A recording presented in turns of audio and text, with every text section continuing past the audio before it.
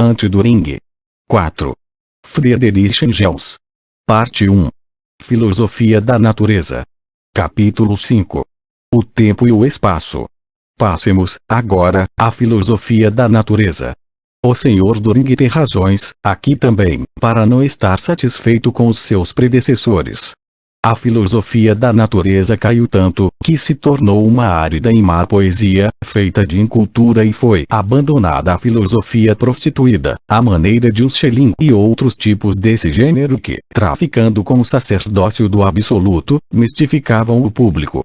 A fadiga livrou-nos desses monstros, mas até agora não deram lugar senão ao insustentável. No que se refere ao grande público, a retirada de um grande charlatão é sempre, como se sabe, uma oportunidade para um sucessor, embora mais medíocre, mas com habilidade bastante que lhe permita repetir as produções do outro, como rótulo diverso.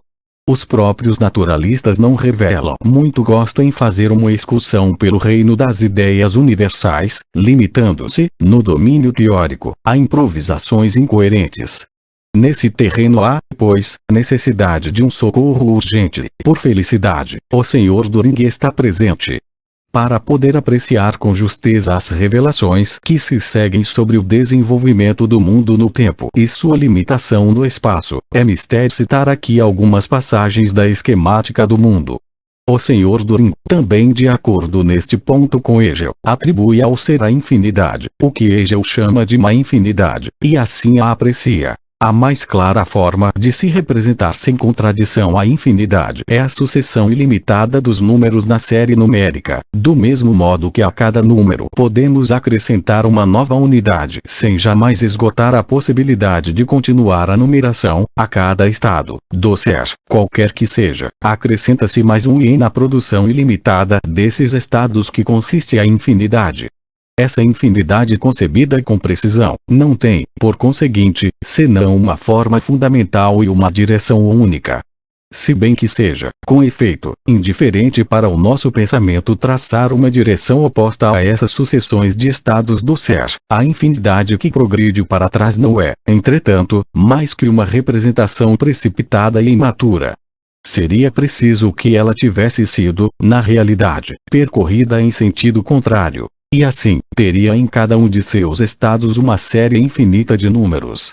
Mas, então, cometeríamos a inadmissível contradição de uma série infinita já percorrida e desse modo se revela como absurda a ideia de supor uma segunda direção da infinidade. O primeiro corolário que se deriva dessas concepções da infinidade é que o encadeamento das causas e dos efeitos, no mundo, deve ter tido necessariamente um começo. Um número infinito de causas, que se houvessem previamente seguido umas após outras, é inconcebível, só pelo fato de supor como já percorrido o inumerável. Assim fica demonstrado a existência de uma causa final. O segundo corolário é a lei do número determinado. A acumulação do idêntico, em não importa que espécie real de conceitos independentes, não é concebível senão formando um número determinado. Não só um número dos corpos existentes no universo deve ser, em qualquer momento, um número em si mesmo determinado, como também deve ser o número total das partículas independentes de matéria existente no mundo, por menores que sejam. Esta última necessidade é a verdadeira razão que impede realizar-se qualquer síntese em átomos. Toda divisão real tem sempre uma determinação finita e deve tê-la, se não quisermos ver surgir a contradição do inumerável percorrido. Não só pela mesma razão porque o número de voltas que a Terra deu até agora em torno do Sol deve necessariamente ser um número determinado, embora desconhecido, todos os processos periódicos da natureza devem também ter tido um começo e todas as suas diferenciações, todas as variedades da natureza, derivadas uma das outras, devem ter, como origem, um estado idêntico a si próprio. Pode este estado, sem contradição, ter existido por toda a eternidade, mas mesmo essa representação seria também inconcebível se o próprio tempo se compusesse de partes reais, e não por um fracionamento ideal de possibilidades, classificadas, à vontade, por nosso entendimento. Já com o conteúdo real e diferenciável do tempo não se dá o mesmo. À medida em que o tempo é realmente ocupado por acontecimentos, diferencialmente específicos, esta função real do tempo e as formas de existência deste campo se enquadram, por serem mesmo distintas, como suscetíveis de serem contadas. Imaginemos um estado sem mudanças que, na sua perfeita identidade consigo próprio, não apresenta nenhuma diferença de efeitos. O conceito restrito de tempo torna-se, assim, a ideia mais geral do próprio ser. É impossível fazer uma ideia de acumulação de uma duração vazia. O Sr. Turing, até aqui como que se mostra maravilhado com a importância dessas descobertas. Ele espera, de início, que pelo menos não serão consideradas como uma verdade sem importância. Logo depois confere uma maior importância a estas descobertas. E mais adiante diz: lembremo-nos do método extremamente simples pelo qual nós demos aos conceitos do infinito e a sua crítica a um alcance até aqui desconhecido. Recordemo-nos dos elementos do tempo e do espaço, concebidos universalmente, que se constituíram de maneira tão simples pelo presente método de precisá-los e de aprofundá-los. Acertamos. Nitidez e profundidade reais. Mas, quem é que acertou? Em que época vive? Quem aprofundou e precisou? Tese. O mundo teve um começo no tempo e também no espaço é igualmente limitado. Prova. Admitamos, com efeito, que o mundo não tem começo no tempo. Uma eternidade se teria escoado até chegar a um momento dado, fluindo, portanto, no mundo, uma série infinita de estados de coisas sucedidos uns aos outros. Mas a infinidade de uma série consiste precisamente em que ela nunca pode ser rematada por uma síntese sucessiva. Uma série infinita e desenvolvida é, pois, impossível e, consequentemente, um começo do mundo é uma condição necessária de sua existência, que é o que se tratava de demonstrar. Mas, quanto ao segundo ponto de vista, que novamente se admite ao contrário da tese, o mundo seria um todo determinado e infinito de objetos que existem simultaneamente. Ora, podemos conceber a grandeza de uma quantidade não estabelecida entre certos limites concretos por nós observados, somente pela síntese das partes. E a soma total dessa quantidade só pode ser concebida por meio da síntese acabada, ou pela adição repetida da unidade a si própria. Por consequência, para conceber, como um todo, o mundo que enche todos os espaços, deveria a síntese sucessiva das partes do mundo infinito ser considerada como acabada, isto é, seria mister, com a contagem de todos os objetos coexistentes, considerar como tendo escoado um tempo infinito. Disso resulta que não se poderia considerar um agregado infinito de objetos reais como um todo determinado, nem, conseguintemente, como objetos simultaneamente determinados. Portanto, um mundo não é infinito quanto à sua extensão no espaço, mas, pelo contrário, é encerrado sempre dentro de seus limites, o que era o segundo ponto a demonstrar. Essas proposições são literalmente copiadas de um livro bastante conhecido que apareceu, pela primeira vez, em 1781 e que se intitula Crítica da Razão Pura, de Immanuel Kant, e no qual todo mundo pode lê-las. Primeira parte, do Asa. Seção, livro 2º, capítulo 2º, artigo 2º. Primeira antinomia da razão pura. Portanto, ao Sr. Turing cabe unicamente a glória de ter batizado uma ideia de Kant com o nome de lei do número determinado e de ter descoberto a existência de um tempo onde ainda não existia tempo, mas sim apenas o mundo. Quanto ao resto, isto é, quanto àquilo que, na análise do Sr. Turing, tem algum sentido, ao subentender nós, na expressão encontramos, quer se referir a Immanuel Kant. A atualidade das descobertas do Sr. Turing tem apenas 95 anos. E, na verdade, extraordinariamente simples. E é maravilhoso o alcance até aqui desconhecido da nova ideia. Mas acontece que Kant não considera, de modo algum, a tese acima, como provada por sua demonstração. Ao contrário, na página seguinte, sustenta e prova que o mundo não tem começo no tempo nem limite no espaço e justamente nisso é que reside a antinomia, a contradição irredutível, segundo a qual podemos provar tanto uma tese como a sua contrária. Talvez pessoas de menor alcance encontrassem motivos para reflexão no fato de Kant achar nisso uma dificuldade insolúvel. Nunca, porém, o nosso audacioso fabricante de resultados e de teorias essencialmente originais. O que lhe pode servir na antinomia de Kant, ele o copia sem pestanejar, pondo o resto de lado. O problema resolve-se muito simplesmente. Eternidade no tempo, infinidade no espaço. Essa coisa consiste, por si mesma, tomando as palavras no seu sentido literal, em não ter limite nenhum nem pela frente nem por detrás, nem acima nem abaixo, nem à direita nem à esquerda. Essa infinidade é diferente da de uma série infinita, porque esta começa sempre e necessariamente na unidade, no primeiro termo.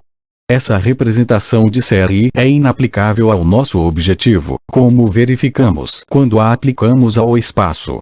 A série infinita adaptada ao mundo especial é uma linha tirada em direção ao infinito, a partir de um ponto determinado, numa direção determinada.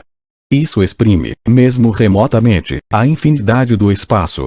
Pelo contrário, bastam 6 linhas tiradas a partir desse ponto único, em 3 direções opostas, para circunscrever as direções do espaço e teríamos assim 6 dimensões. Kant o compreendeu tão bem que não foi senão indiretamente, por um rodeio, que ele transportou a sua série numérica para o mundo especial. O Sr. Turing, pelo contrário, força-nos a admitir 6 dimensões no espaço e, logo depois, esquecendo-se do que afirmou, não encontra palavras para exprimir a sua indignação contra o misticismo matemático de Gauss que não queria contentar-se com as 3 tradicionais dimensões do espaço. Aplicada ao tempo, a linha ou a série de unidades, infinita em suas 2 direções, tem um certo sentido como imagem. Mas, se nós nos representamos o tempo como uma série formada a partir da unidade, ou como uma linha tirada a partir de um ponto determinado, estamos desde já estabelecendo que o tempo tem um começo. Supomos precisamente o que era necessário provar. Damos à infinidade do tempo um caráter incompleto e unilateral, e, como sabemos, uma infinidade incompleta, unilateral, é uma contradição lógica, exatamente o contrário de uma infinidade concebida sem contradição. Dessa contradição só podemos sair admitindo que a unidade da qual partimos para contar a série, o ponto a partir do qual traçamos a linha, é uma unidade tomada arbitrariamente na série, um ponto tomado arbitrariamente na linha, de tal modo que resulta indiferente saber onde o colocamos em relação à linha ou à série. É a contradição que consiste em medir uma série numérica infinita. Estaremos aptos a examinar mais de perto essa contradição, quando o Sr. Turing realizar diante de nós o prodígio de contá-la, quando tiver conseguido contar de menos infinito até 0. É claro que, não importa por onde comece a contar, deixará sempre atrás de si uma série infinita e com ela o problema que deve resolver. Que inverta somente a sua própria série infinita 1 mais 2 mais 3 mais 4, e experimente contar de novo, desde o fim do infinito, até a unidade. Será evidentemente a tentativa de um homem que não sabe nem do que se trata. Há mais ainda. Quando o Sr. Turing afirma que a série infinita do tempo esquadro foi contado, afirma, implicitamente, que o tempo tem um começo, porque, de outro modo, não poderia mesmo começar a contar. Introduz, portanto, subrepticiamente, como hipótese prévia, precisamente o que se devia demonstrar. A ideia da série infinita contada, também chamada a lei universal do número determinado de Turing. E, pois, uma contradictio in adjecto, encerra em si não apenas uma contradição, mas uma contradição absurda. É evidente que uma infinidade que tem um fim, mas não tem começo, não é mais nem menos infinita do que aquela que tem um começo, mas não tem fim. O menor senso dialético teria advertido ao Sr. Turing que começo e fim são conceitos necessariamente ligados, como polo norte e polo sul. Se abandona o fim, o começo se torna fim, o único fim da série, e assim reciprocamente. Toda essa quimera não existiria se não fosse hábito dos matemáticos operarem com séries infinitas. Como em matemática é preciso partir do determinado infinito, para chegar ao indeterminado e infinito, é preciso que todas as séries matemáticas, positivas ou negativas, comecem pela unidade, sem o que é impossível calcular com essas séries. Mas a necessidade mental do matemático está longe de ser uma lei que haja necessariamente sobre o mundo real. De resto, o Senhor do Ring não poderá jamais compreender, sem contradição, a infinidade real. A infinidade é, por si mesma, uma contradição prenhe de contradições. Já é contraditório que uma infinidade se componha de quantidades finitas e, no entanto, isso acontece na realidade.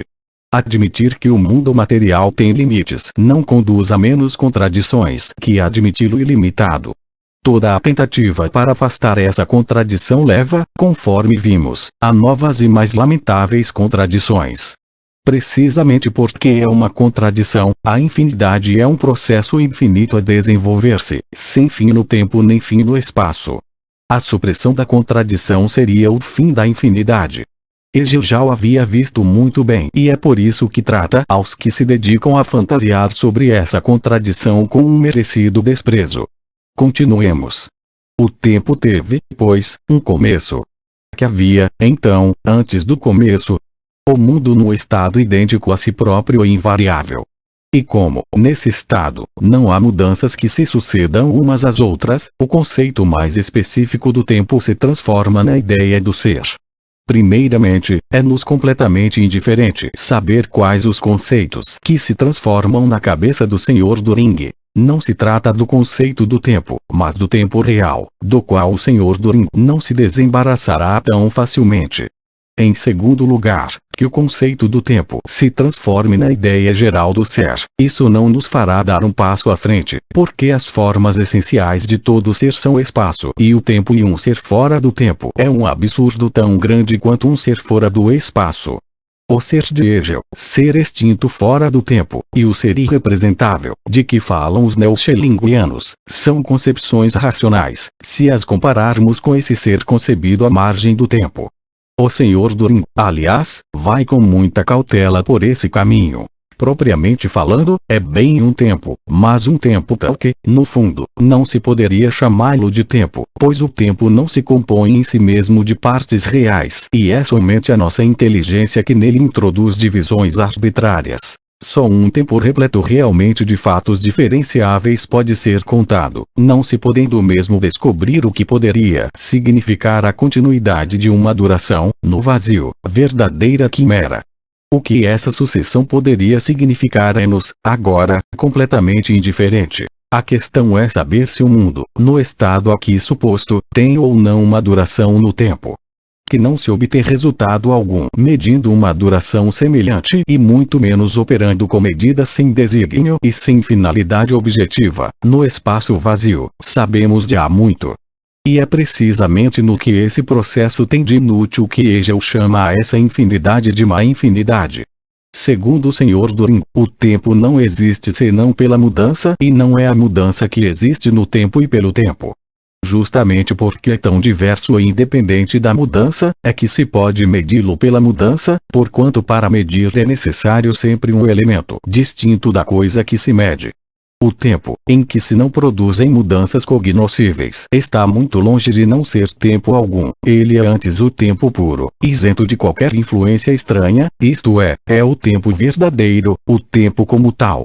Realmente, quando queremos conceber a ideia do tempo em toda a sua pureza, fora de todas as misturas estranhas e heterogêneas, somos obrigados a afastar como estranhos todos os acontecimentos diversos que se produzem, simultânea e sucessivamente, no tempo, como alheios a ele, representando-nos, assim, um tempo em que nada se passa. Por aí não fizemos, pois, diluir a ideia do tempo na ideia geral do ser. Pelo contrário, foi por aí somente que chegamos à ideia pura do tempo. Mas todas essas contradições e esses absurdos não passam de brincadeiras de criança ao lado da confusão caótica em que se embrenha o Senhor do Ring, com seu estado primitivo do mundo idêntico a si próprio. Se o mundo já esteve num estado em que não se produzia absolutamente mudança alguma, como pode passar desse estado à mudança? O que é desprovido absolutamente de mobilidade, o que, mais ainda, esteve nesse estado toda a eternidade, não poderia, de modo algum, sair de si próprio para passar ao estado de movimento e de mudança. É preciso, portanto, que, de fora, do mundo exterior, tenha vindo um primeiro impulso que o pusesse em movimento. E o primeiro impulso, como se sabe, é apenas uma expressão para denominar Deus. Esse Deus e esse além, que o Sr. Turing pretendia haver eliminado tão galhardamente de sua esquemática do universo, ele próprio os reintroduz, reforçados e aprofundados, em sua filosofia da natureza. Prossigamos. O Sr. Turing diz: quando um elemento imóvel do ser adquire grandeza, esta grandeza permanece invariável em sua determinabilidade. Isso é verdade para a matéria e para a força mecânica. A primeira proposição fornece-nos, de passagem seja dito, um exemplo precioso da grandiloquência axiomático-tautológica do Sr. Turing. Quando uma grandeza não muda, continua idêntica. Assim, a quantidade de força mecânica existente no mundo permanece eternamente a mesma. Nada diremos sobre isso senão que, na medida em que é exato, já o sabia e proclamava, há cerca de 3 séculos, a filosofia de Descartes, nas ciências da natureza, é conhecida há mais de 20 anos, na teoria da conservação da força. Não insistimos sobre o fato de que o Sr. Turing, restringindo-se à força mecânica, não melhora esta tese de maneira alguma. Mas onde estava, pois, a força mecânica, naqueles tempos do estado imutável? Essa pergunta o Sr. Turing recusa-se obstinadamente a responder. Onde, portanto, Sr. Turing, vivia essa força mecânica, eternamente igual a si própria, e o que a impulsionava? Resposta do Sr. Turing: o estado primitivo do universo, ou, mais precisamente, de um ser da matéria invariável, não compreendendo nenhuma acumulação de mudanças no tempo, é uma questão que não pode ser posta de lado senão por um espírito que vê, na automutilação de sua força procriadora, o cúmulo da sabedoria. Assim, ou aceitais de olhos fechados o meu estado primitivo invariável ou eu, o viril e potente Eugen Turing, proclamo-vos eunucos intelectuais.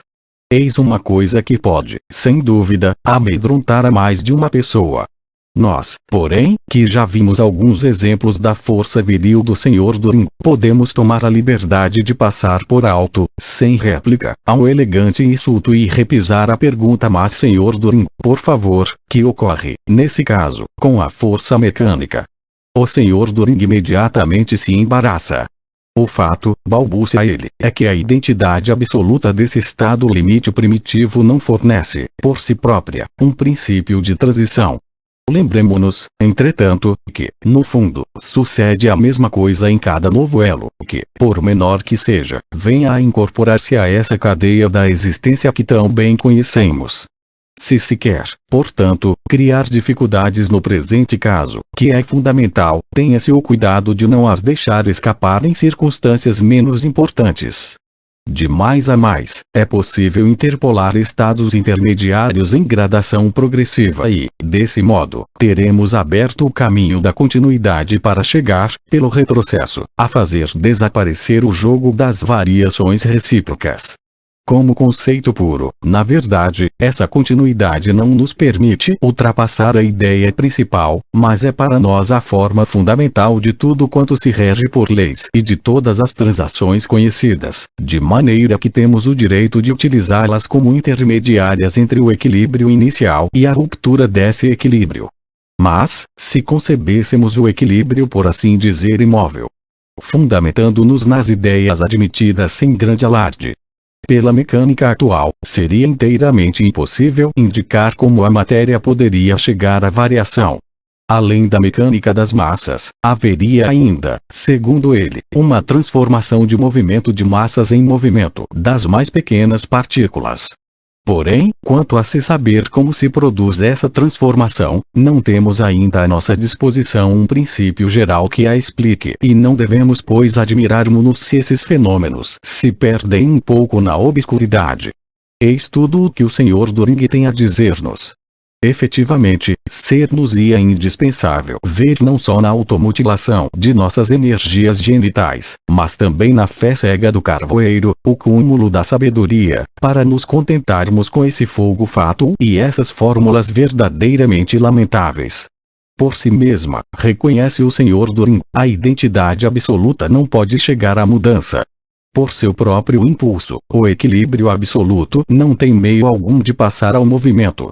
Que resta, portanto, 3 afirmações falsas e insustentáveis.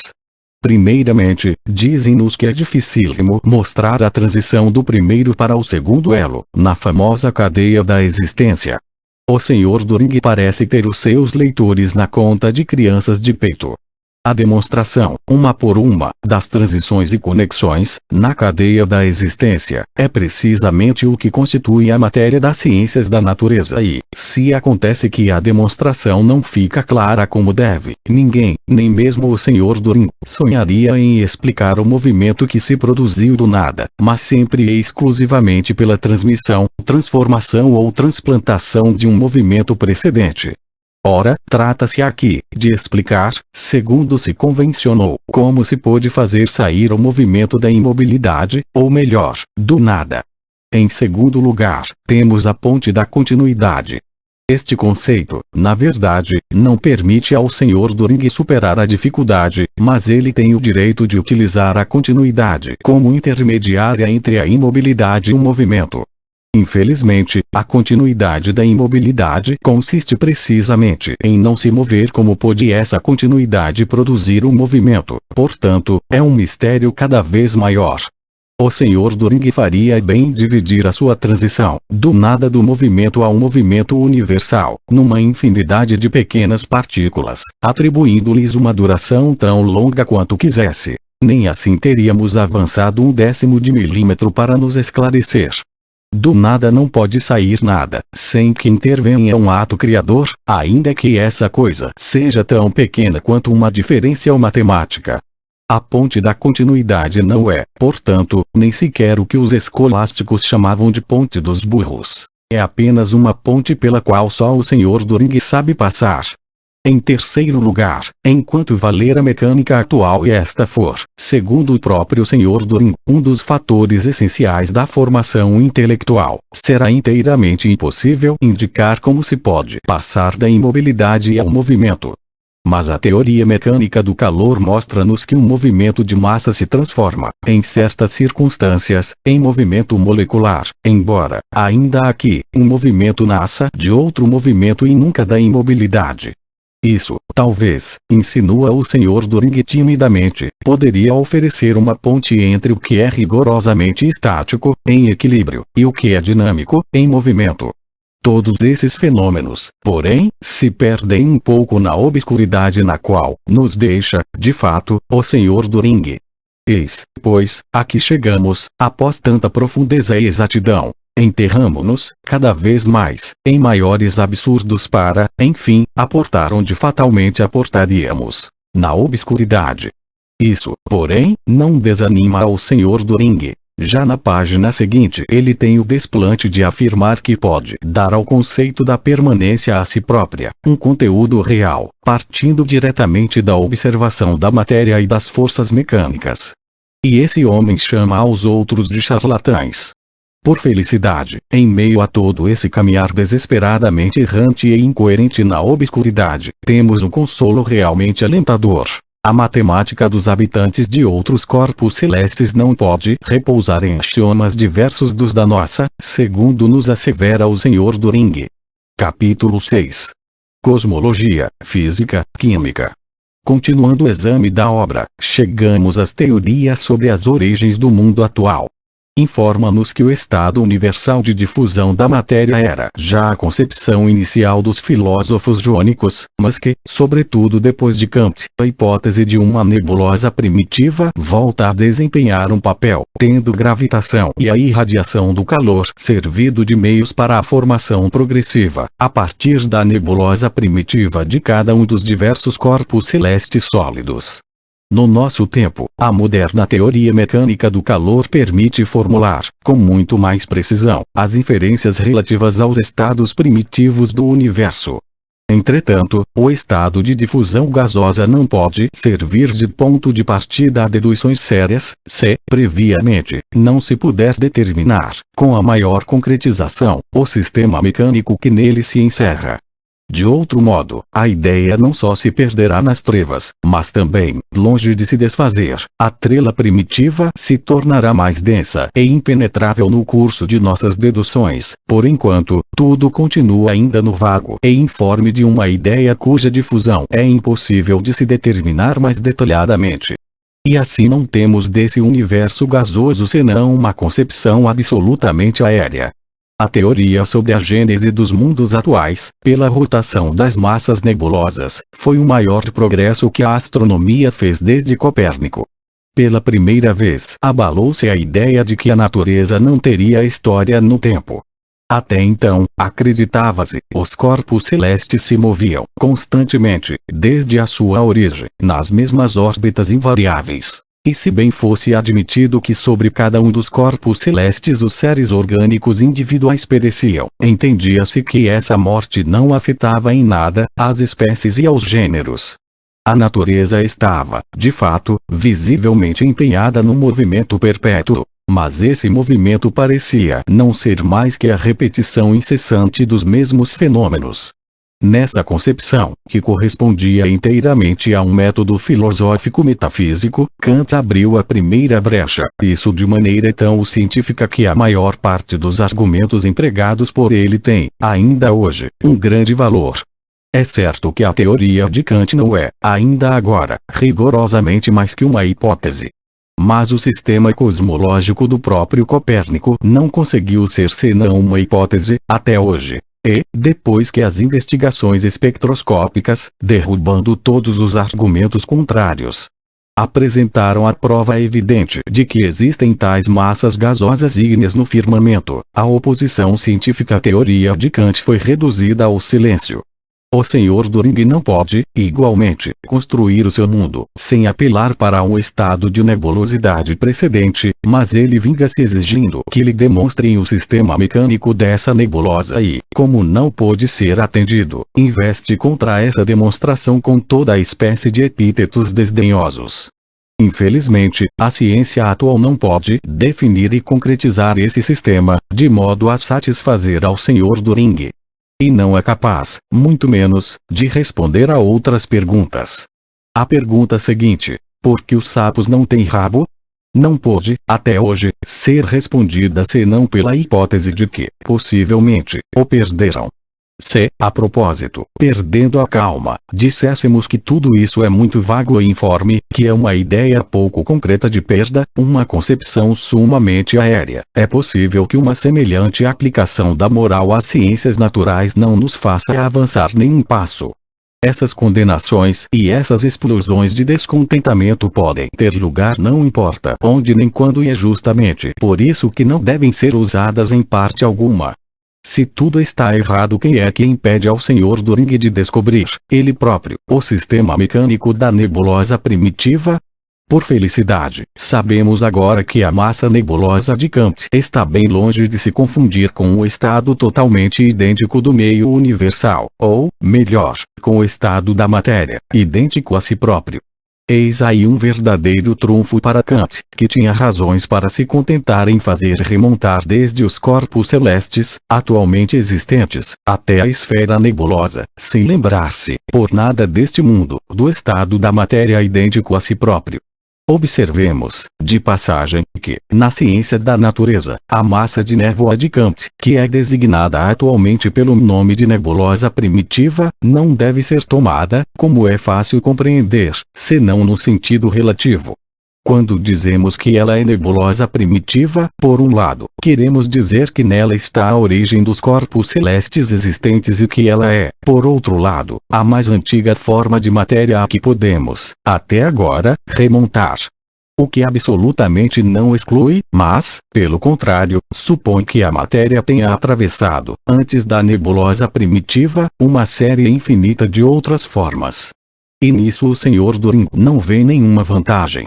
Enquanto somos obrigados, com a ciência, a nos deter provisoriamente na nebulosa primitiva, como numa estação de trânsito, a sua ciência da ciência permite-lhe subir muito mais alto, até aquele estado do meio universal que não poderia ser concebido, nem como puramente estático, no sentido atual do termo, nem como dinâmico, e que, portanto, de nenhum modo é possível conceber. A unidade de matéria e força mecânica, a qual damos o nome de meio universal, é uma fórmula por assim dizer lógico-real, da qual nos valemos para designar o estado da matéria idêntico a si próprio, como fase prévia de todas as etapas da evolução que possamos estabelecer. Evidentemente, não terminamos ainda com o estado da matéria idêntico a si mesmo.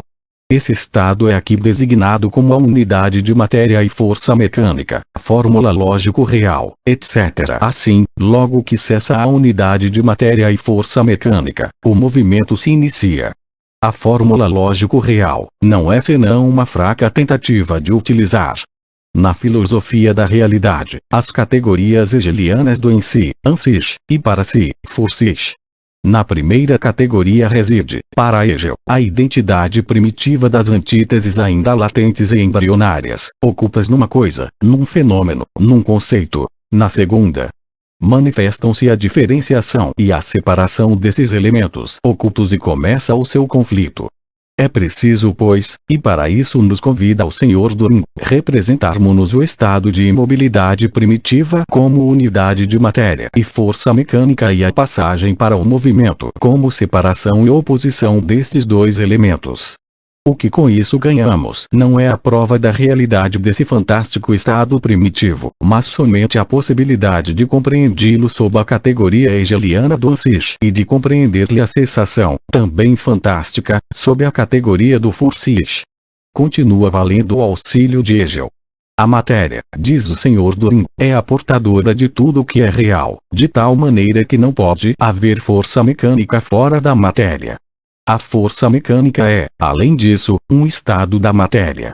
Assim, no estado primitivo, em que nada se passava, a matéria e seu estado, a força mecânica, eram uma e a mesma coisa. A seguir, quando começou a se passar algo, necessariamente esse estado se diferenciou da matéria. Será preciso, pois, que nos contentemos com essas frases mitológicas e com essa vaga afirmação de que o estado da matéria idêntico a si próprio não era nem estântico nem dinâmico, nem equilíbrio, nem movimento, como quer o Sr. Düring. Não saberemos jamais em que lugar a força mecânica se achava, naquele estado primitivo, nem como pôde, sem um impulso de fora, isto é, sem Deus, passar da imobilidade absoluta ao movimento. Antes do Sr. Düring, os materialistas falaram da matéria e do movimento. Ele reduz o movimento à força mecânica como sua pretensa forma fundamental e por aí se torna impossível compreender a verdadeira relação entre matéria e movimento, a qual, de resto, foi igualmente obscura para todos os materialistas que o precederam. E, no entanto, a coisa é bastante simples. O movimento é o modo de existência da matéria. Nunca, em parte alguma, existiu, nem pode existir, matéria sem movimento. Movimento no espaço absoluto, movimento mecânico de pequenas massas em qualquer dos mundos existentes, vibrações moleculares sob a forma de calor, de corrente elétrica ou magnética, de análise e síntese químicas, vida orgânica. Em qualquer uma dessas formas de movimento, ou em várias ao mesmo tempo, é que se encontra, no mundo, cada um átomo de matéria, em cada instante determinado. O repouso e o equilíbrio são sempre relativos, e só tem sentido e razão de ser em relação a tal ou qual forma concreta de movimento. Um corpo, por exemplo, pode achar-se à superfície da Terra, em equilíbrio mecânico, estar, do ponto de vista mecânico, em estado de repouso. Isso não o impede, absolutamente, de participar do movimento da Terra bem como do movimento do sistema solar inteiro, assim como não impede que as suas melhores partículas físicas experimentem as vibrações provocadas por sua temperatura, ou que os seus átomos efetuem um processo químico. Matéria sem movimento é tão inconcebível como movimento sem matéria. O movimento não pode, por consequência, ser criado ou destruído, como também não pode ser a própria matéria, e é a isso que a antiga filosofia, Descartes, se refere quando afirma que a quantidade de movimento existente no mundo é sempre a mesma. O movimento não pode, pois, ser criado. Ele pode somente ser transmitido. Quando o movimento é transmitido de um corpo para outro, podemos considerar que ele se desloca ativamente, como causa do movimento, ou que é deslocado passivamente, como efeito. Chamamos a esse movimento ativo de força e a esse movimento passivo de manifestação de força. É pois evidente que a força não pode ser maior nem menor que a sua manifestação, uma vez que o mesmo movimento se realiza em ambos os casos. Imaginar um estado da matéria sem movimento é, por isso mesmo, uma das ideias mais vazias e absurdas que se pode encontrar. É, mais que uma ideia, uma pura fantasia febricitante. Para chegar até essa ideia da imobilidade é preciso representar-se como o repouso absoluto ou equilíbrio mecânico puramente relativo, no qual se pode achar um corpo à superfície da Terra, para depois estender essa representação a todo o universo. É verdade que isso se torna mais fácil se reduz o movimento universal à simples força mecânica. Além disso, essa limitação do movimento a uma simples força mecânica apresenta ainda a vantagem de que se pode representar uma força em repouso, dominada e, por conseguinte, momentaneamente sem ação. Com efeito, quando a transmissão de um movimento é, como sucede quase sempre, um fenômeno um tanto complexo, no qual não conhecemos diversos elos intermediários, pode-se retardar a transmissão propriamente dita, até o instante julgado oportuno, não se conhecendo, entretanto, o último elo da cadeia. Por exemplo, quando se carrega um fuzil, aguarda-se um momento em que, pela detonação do gatilho, deve produzir-se a descarga, e, com ela, a transmissão do movimento desenvolvido pela combustão da pólvora. Pode-se, pois, representar a matéria, durante o estado imóvel idêntico a si mesmo, como carregada de força. E é esse sentido que o Sr. Düring parece dar, quando fala da unidade de matéria e força mecânica, se é que lhe dá algum sentido. Mas essa representação é absurda, porque transfere ao universo, como absoluto, um estado que é relativo por natureza e ao qual, consequentemente, não pode estar submetida, no mesmo tempo, senão uma parte da matéria. Mesmo que se deixasse de lado essa objeção, restaria ainda a dificuldade de se saber, em primeiro lugar, como o mundo foi carregado de forças. Visto que nem hoje os fuzis se carregam por si próprios. Em segundo lugar, era preciso saber qual foi o dedo que apertou o gatilho. Por mais que mudemos a direção, por voltas e voltas, pelos ensinamentos do Sr. Düring, chegamos sempre ao dedo da providência. Da astronomia, o nosso filósofo da realidade passa à mecânica e à física, e queixa-se de que a teoria mecânica do calor não tenha sido impulsionada, uma geração após a sua descoberta, para mais adiante do ponto em que Robert Mayer a situou. Além disso, diz-nos o Sr. Düring, toda a questão permanece obscura, e devemos sempre recordar novamente que os estados de movimento da matéria trazem consigo situações estáticas e que estas não são mensuráveis pelo trabalho mecânico. Acima, qualificamos a natureza de grande operária, expressão que tomamos no sentido restrito. Falta-nos acrescentar ainda que os estados idênticos a si próprios e as situações de repouso não representam trabalho mecânico de espécie alguma.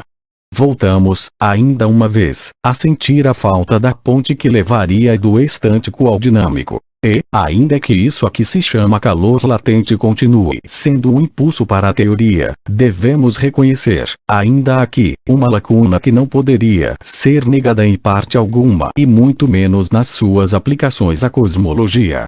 Toda essa fraseologia oracular demonstra, uma vez mais, a sua consciência de culpa, convencido do mau passo que deu com a sua teoria do movimento, saindo da imobilidade absoluta, mas não se atrever, no entanto, a apelar para sua única salvação, para o Criador do céu e da terra. C. Mesmo na mecânica, inclusive na mecânica do calor, a ponte do estâtico ao dinâmico, do equilíbrio ao movimento, não pode ser descoberta, porque o senhor do ringue teria a obrigação de encontrar a ponte que leva de seu estado de imobilidade ao movimento. Com isso acredita por-se a salvo. Na mecânica vulgar, a ponte do estâtico ao dinâmico é o impulso exterior. Quando uma pedra do peso de 50 kg é elevada à altura de 10 metros e mantida ao ar livre de maneira a ficar retida no estado idêntico a si próprio, no estado de repouso, é preciso recorrer a um público de crianças ingênuas para poder explicar que a situação atual desse corpo não representa trabalho mecânico, ou que a diferença entre essa situação e sua situação anterior não deriva do trabalho mecânico. O primeiro transeunte fará facilmente compreender ao senhor do ringue que a pedra não subiu por si para se pendurar na corda, e o primeiro manual de mecânica com que se depare poderá explicar-lhe que, se deixar a pedra cair de novo, ela realizará, em sua queda, tanto trabalho mecânico quanto foi necessário para elevá-la à altura de 10 metros. O simples fato de a pedra estar suspensa no alto representa trabalho mecânico, pois, se ela ficar pendurada por muito tempo, a corda se romperá, uma vez que, como resultado de uma decomposição química, não será bastante forte para sustentar a pedra. Ora, todos os fenômenos mecânicos podem, para falarmos com o senhor do ringue, reduzir-se a formas fundamentais simples como essa. E ainda está para nascer o engenheiro que não seja capaz de achar a ponte do estâtico ao dinâmico, enquanto dispuser de um impulso suficiente. E, seguramente, uma noz um pouco dura e uma pílula amarga para os nossos metafísicos o fato de que o movimento deva encontrar a sua própria medida no seu contrário, o repouso. É uma contradição flagrante e toda a contradição, Widerspruch, é para o senhor do ringue um contrassenso, Widersinn. Contudo, é certo que a pedra suspensa representa uma quantidade de movimento mecânico determinada, mensurável com precisão pelo seu peso e pelo seu afastamento do solo, quantidade essa que pode ser consumida à vontade, de diversas maneiras, como, por exemplo, deixando-se cair a pedra, fazendo-a deslizar sobre um plano inclinado, fazendo-a impulsionar um moinho de vento, etc., e o mesmo se dá com o fuzil carregado a que nos referimos anteriormente. Para o pensamento dialético, o fato de um movimento ser expresso em seu contrário, o repouso, não apresenta dificuldade alguma. Essa antítese é, conforme tivemos oportunidade de ver, puramente relativa. Não existe repouso absoluto nem equilíbrio incondicional. Cada movimento concreto tende ao equilíbrio, e o movimento total suprime esse equilíbrio. Assim, o repouso e o equilíbrio são, onde quer que se encontrem, o resultado de um movimento limitado e concreto, sendo natural que esse movimento seja mensurável por seu resultado ou seja nele expresso, podendo ser restabelecido a partir dele, sob uma forma ou outra. Mas uma exposição tão simples do caso não poderia contentar ao senhor do ringue. Como bom metafísico, descobre ele entre um movimento e o equilíbrio um abismo, que na realidade não existe. Depois, admira-se de não poder encontrar uma ponte sobre o abismo que ele cavou. Poderia muito bem cavalgar a seu rocinante metafísico e ir à casa da coisa insignificante, porque ela e não outra coisa que, em última análise, está à sua espera por detrás dessa ponte misteriosa. Mas vejamos o que acontece com a teoria mecânica do calor e do calor inativo ou latente que vinha sendo um impulso para essa teoria. Se tomarmos 1 kg de gelo à temperatura do ponto da congelação e a pressão normal da atmosfera, e o transformarmos, por meio do calor, num quilo de água, tendo-se a mesma temperatura ambiente, desaparecerá, dessa forma, uma quantidade de calor suficiente para elevar o mesmo quilograma de água de 0 a 79,4 por 10 graus centígrados, ou, se preferirmos, para aquecer de 1 grau a quantidade 79,4 por 0 kg de água. Se aquecermos esse quilograma de água até o ponto de ebulição, ou seja, até 100 e se o convertermos em vapor da água, desaparecerá, até que a última gota de água se transforme em vapor, uma quantidade de calor aproximadamente 7 vezes maior, suficiente para elevar de 1 grau a temperatura de 537,2 por 10 kg de água. Essa temperatura que desaparece, diz-se que fica reprimida ou inativa. Se, pelo resfriamento, o vapor se tornar novamente água e a água se converter em gelo, essa mesma quantidade de calor, que estava até então retida, é posta em liberdade, o que quer dizer que ela pode ser medida ou percebida como calor. Essa libertação do calor, quando o vapor se condensa e a água se congela, é que faz com que o vapor, quando a temperatura alcança 100, só se converta lentamente em água e que, a partir do ponto de congelação, se opere a congelação pouco a pouco. A questão, desde que os fatos foram colocados, é a seguinte: em que se transforma o calor, enquanto está retido? A teoria mecânica do calor, segundo a qual o calor consiste em vibrações mais ou menos consideráveis de acordo com a temperatura e o estado de agregação das pequenas partículas fisicamente ativas, moléculas, dos corpos, vibrações essas suscetíveis de adotarem, em certas circunstâncias, qualquer uma das formas do movimento. A teoria mecânica é que explica o fenômeno, dizendo que o calor desaparecido realiza um trabalho, se transmite a um trabalho. Quando o gelo se derrete, a coerência estreita e firme das moléculas entre si cessa e se transforma, de um aglomerado coeso, numa dispersão total. Quando a água se evapora, no ponto de ebulição, produz-se um estado em que as moléculas soltas não exercem mais ação sensível umas sobre as outras, dispersando-se, sob a influência do calor, nas mais opostas direções. Ora, é evidente que cada uma das moléculas de um corpo em estado gasoso encerram muito mais energia que no estado líquido e, neste, muito mais que no estado sólido. O calor retido, portanto, não desapareceu, mas apenas se transformou, adquirindo a forma da força de tensão molecular. Desde que desaparece a condição pela qual as moléculas podem conservar a sua liberdade absoluta ou relativa umas frente às outras, isto é, desde que a temperatura alcance um mínimo, seja de 100, seja de 1, essa força de tensão desaparece e as moléculas se aglutinam com a mesma força com que antes se destacavam umas das outras. Essa força desaparece, mas somente para reaparecer, sob forma de calor, e na quantidade mesma de calor que antes estava retida. Essa explicação é naturalmente uma hipótese, como, aliás, toda a teoria mecânica do calor, pois que ninguém, até agora, viu uma molécula e, muito menos, uma molécula vibrátil. Esta hipótese está cheia de defeitos como, aliás, toda a teoria térmica que é ainda bastante nova. Mas pode, pelo menos, explicar os fenômenos sem entrar em contradição com a lei segundo a qual o movimento não se perde, nem se cria, ao mesmo tempo em que é capaz de explicar, com clareza, a existência do calor no curso de suas metamorfoses. O calor latente ou retidão não é, de maneira alguma, um impulso para a teoria mecânica do calor. Pelo contrário, essa teoria dá, pela primeira vez, uma explicação racional dos fenômenos e torna-se estranho que os físicos continuem a dar ao calor, transformado, numa outra forma de energia molecular, o qualificativo antiquado e impróprio de calor retido.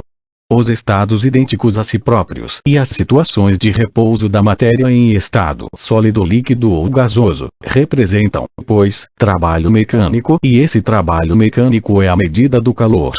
Igualmente, tanto a crosta sólida da Terra como a água do oceano representam, em seu estado natural de agregação, uma quantidade concreta e determinada de calor posto em liberdade, a qual evidentemente corresponde uma quantidade também determinada e concreta de força mecânica.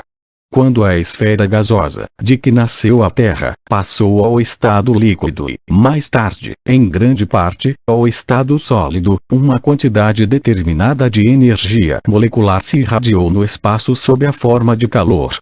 A dificuldade de que fala misteriosamente o Sr. Turing não existe, como vemos, já que mesmo nas aplicações cósmicas, se, por um lado, podemos encontrar defeitos e lacunas, devido aos meios imperfeitos de conhecimento de que dispomos, por outro lado nunca deparamos obstáculos teóricos intransponíveis.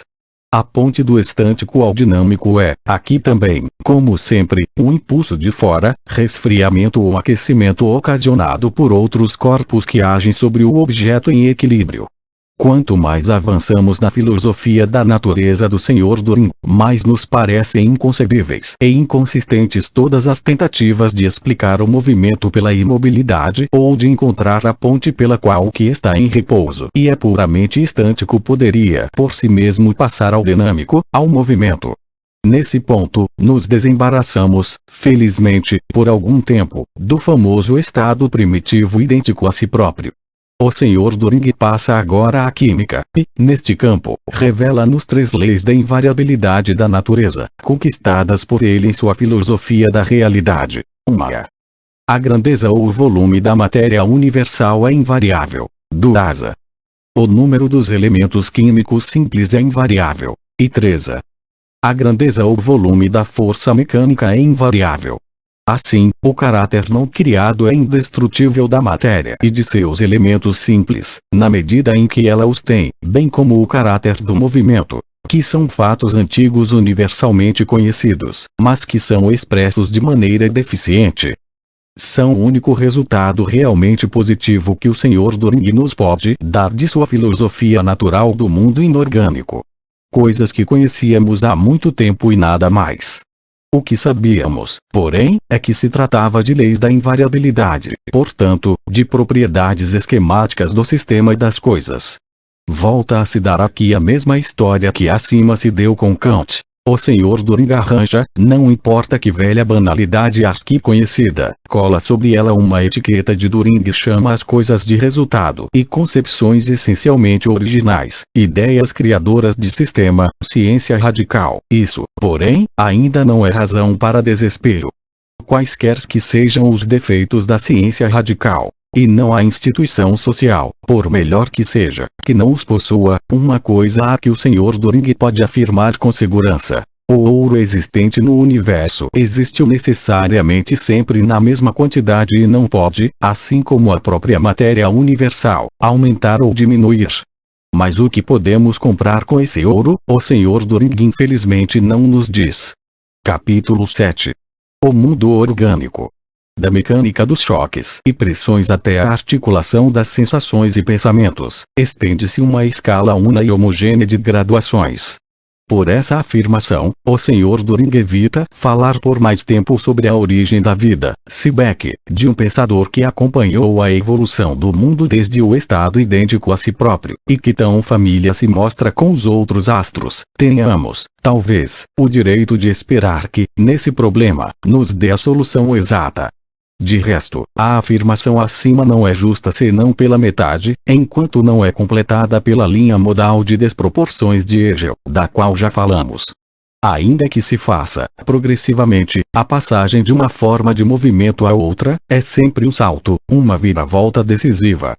Assim acontece com a passagem da mecânica dos mundos para a das pequenas massas materiais no mundo concreto e também com a passagem da mecânica das massas para a das moléculas, que compreende os movimentos estudados na física propriamente dita, calor, luz, eletricidade, magnetismo. A passagem da física das moléculas para a física dos átomos, a química, que se processa igualmente por um salto muito nítido, salto esse mais pronunciado ainda na passagem da ação química ordinária ao quimismo da albumina, a que chamamos vida. No interior da órbita da vida, os saltos tornam-se cada vez mais raros e imperceptíveis. Desse modo é Hegel, mais uma vez, quem deve corrigir o Sr. Turing. A via conceitual pela qual se passa ao mundo orgânico é fornecida ao Sr. Turing pela ideia de fim. E outra ideia tomada de Hegel que, na sua lógica, teoria do conceito, passa, por meio da teleologia ou teoria dos fins, do mundo físico-químico ao mundo vivo. Para qualquer lado que volvamos os olhos, encontramos, nas afirmações do Sr. Turing, grossérias hegelianas que ele põe sem nenhum constrangimento a serviço de sua ciência radical. Iríamos longe se fôssemos procurar saber em que medida a aplicação das ideias de fim e de meio ao mundo orgânico é legítima e oportuna. Em todo caso, a própria aplicação da ideia hegeliana de fim interno, isto é, de um fim que não é introduzido na natureza por um ser exterior agindo intencionalmente pela sabedoria de nenhuma providência, mas que reside na necessidade dos próprios objetos, conduz, constantemente, as pessoas que não têm uma cultura filosófica completa, sem se dar conta disso, à suposição irrefletida de uma norma consciente e intencional nos atos da natureza. O próprio Sr. Doring, que a menor tendência espiritista em nutrem, explode numa indignação moral sem limites, afirma-nos com certeza que as sensações instintivas foram criadas, em primeiro lugar, graças à satisfação que está ligada a seu funcionamento. Ele nos conta que a pobre natureza deve sem cessar restabelecer e garantir a ordem no mundo dos objetos e que, além disso, há uma série de outras funções a resolver que da parte da natureza exigem mais sutilezas do que geralmente se pensa.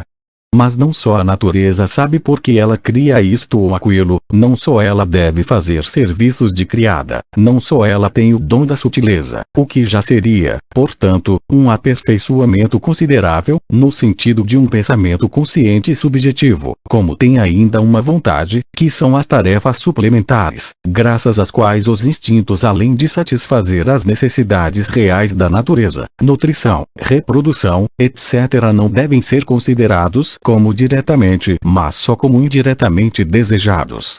Chegamos, assim, a uma natureza cujo pensamento e cuja ação são conscientes e eis-nos, portanto, sobre a ponte que liga, não certamente o estântico ao dinâmico, mas o panteísmo ao deísmo.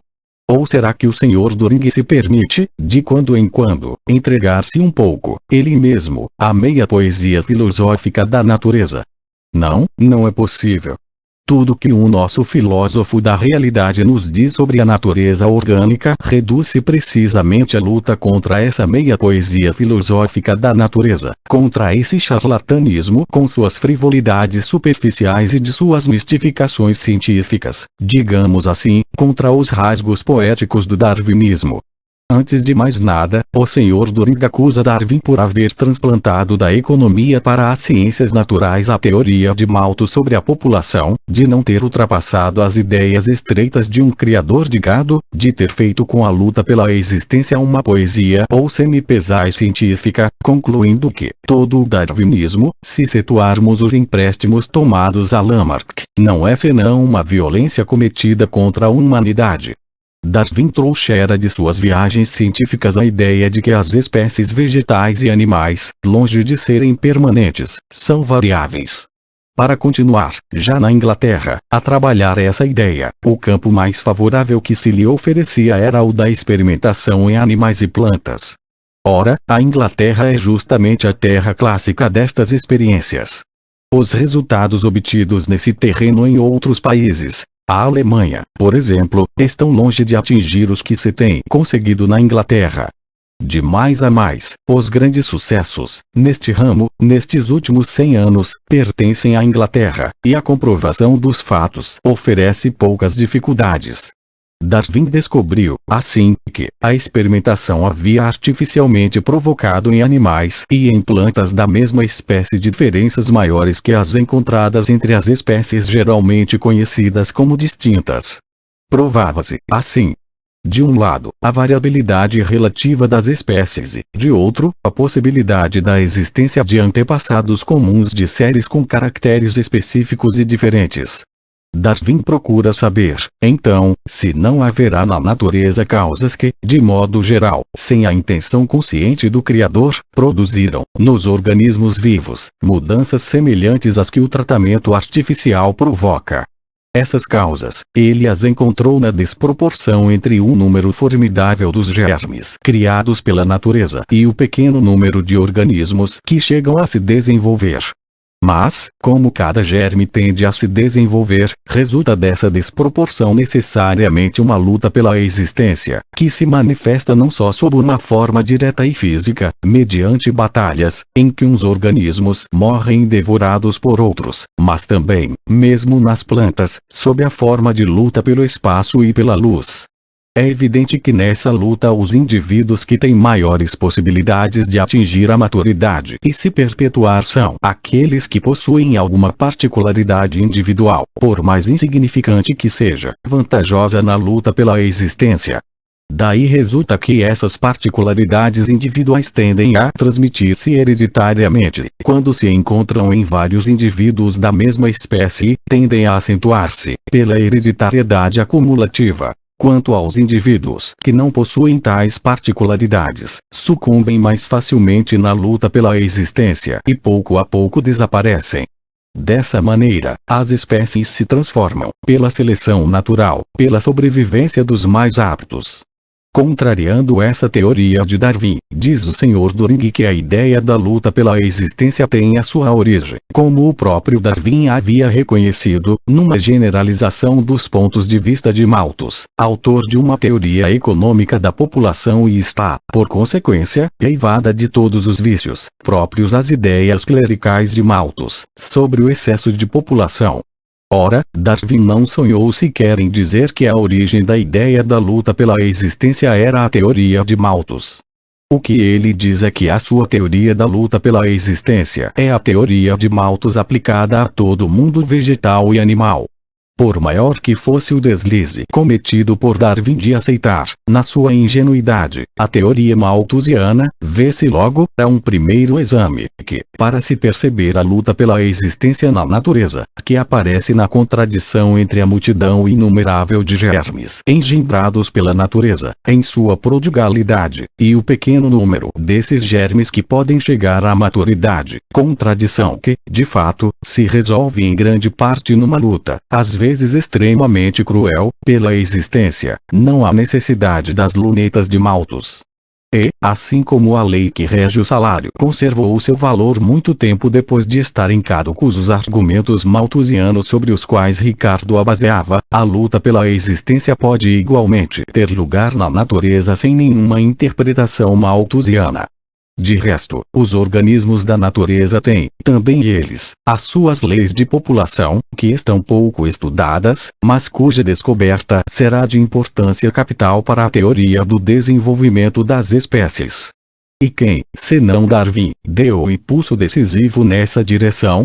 O Sr. Turing esquiva-se de abordar esse lado positivo do problema. Em vez disso, traz novamente à baila, em termos gerais, a luta pela existência. Não poderia, diz ele, tratar-se de uma luta pela existência entre vegetais privados de consciência e mansos animais herbívoros. Num sentido concreto e definido, a luta pela existência aparece, agora, representada pela brutalidade, à medida que a alimentação toma a forma de devoramento e rapina e, depois de haver reduzido o conceito da luta pela existência a esses limites estreitos, dá livre curso a toda a sua indignação contra a brutalidade assim conceituada. Mas essa indicação moral atinge apenas o próprio Turing, único autor responsável por essa limitação da luta pela existência. Não é portanto Darwin quem procura, no mundo dos animais, as leis e a compreensão de tudo o que acontece na natureza, pois Darwin torna extensiva a luta a todo o mundo orgânico, mas, sim, um fantasma imaginário inventado pelo próprio Sr. Turing. Não há inconveniente em que a expressão luta pela existência seja abandonada às explosões de cólera moral do Sr. Turing. Mas que seja apenas a expressão.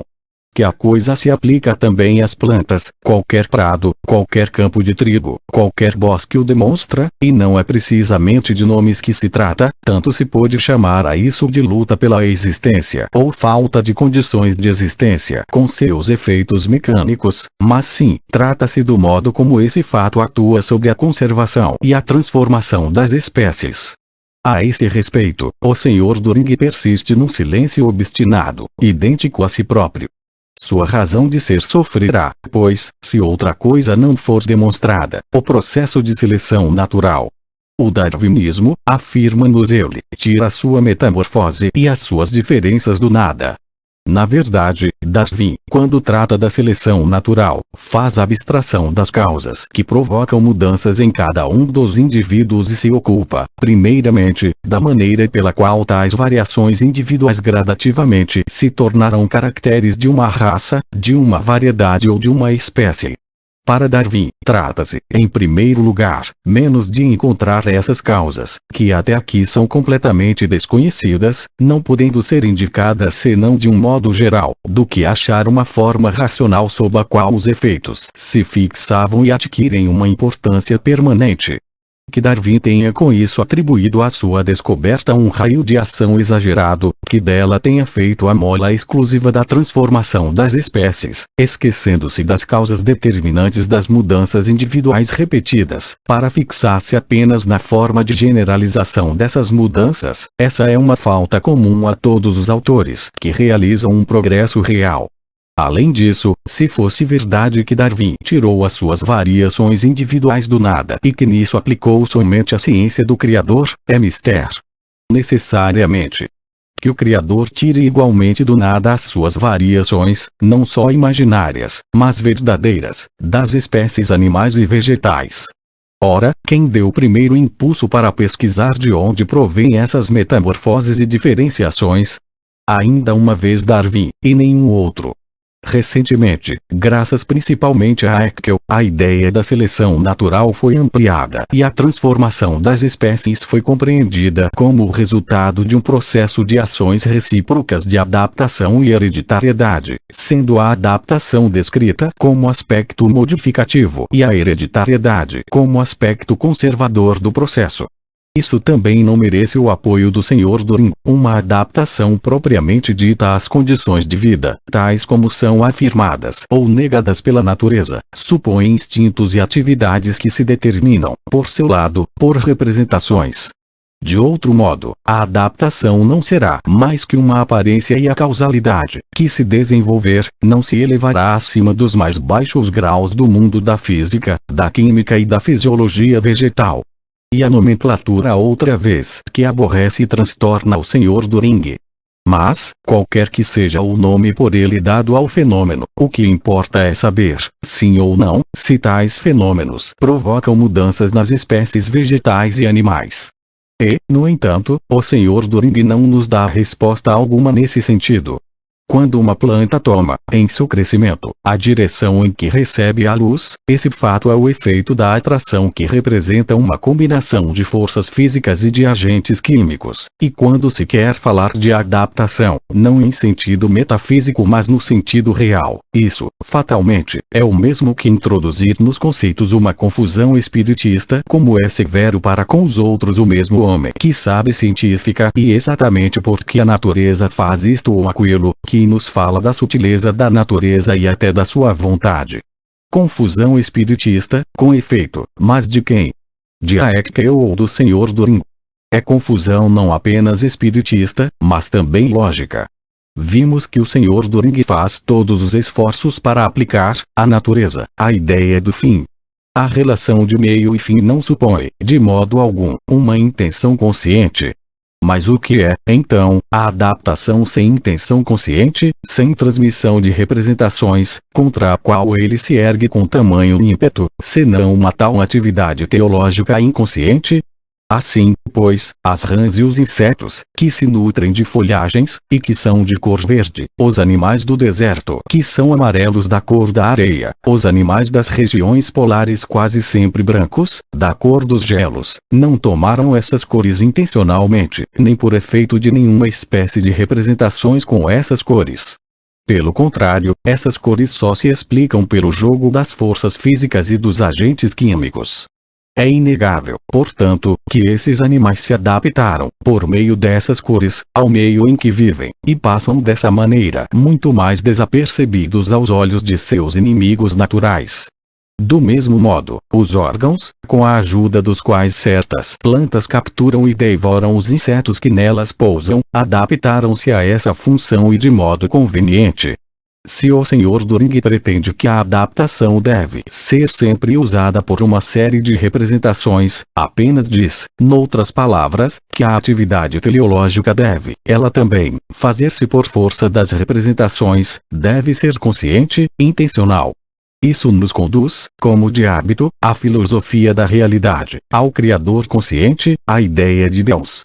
Antigamente, diz o Sr. Doring, chamava-se deísmo a essa doutrina. Mas, também, sobre esse ponto, parece ter se desenvolvido a coisa para trás. Da adaptação passemos à hereditariedade.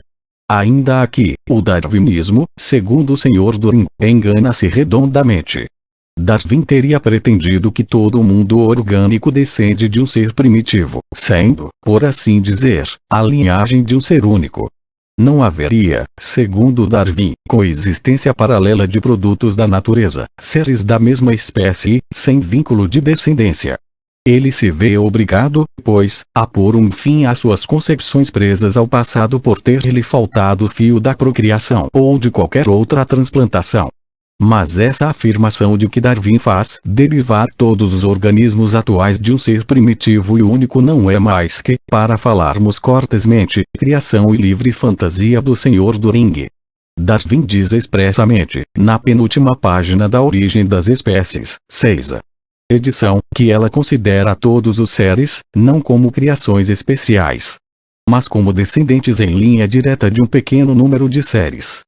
A Haeckel vai ainda mais longe. Admite um tronco absolutamente independente para o reino vegetal, um outro para o reino animal, e, entre esses dois reinos toda uma série de troncos protistas isolados, cada um dos quais se desenvolvendo de maneira inteiramente independente, a partir de um tipo particular de monera arquigônica.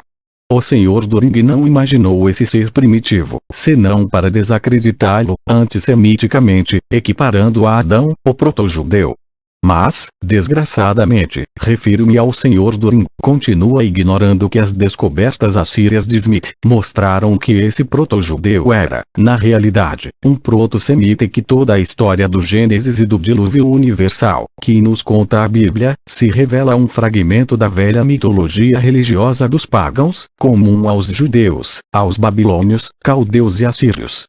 Trata-se de uma grave censura a Darwin que não pode ser evitada, essa que se lhe faz quando se diz que suas investigações falham quando se rompe o fio da descendência dos seres. Infelizmente é uma censura que se estende a todo o conjunto da nossa ciência da natureza. Uma vez partido o fio da descendência, chega ao fim a missão de todas as demais ciências.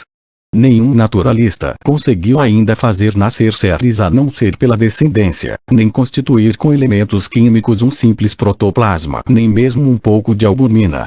Tudo que ela pode dizer até agora, com certeza, sobre a origem da vida, é que deve ter sido por meios químicos.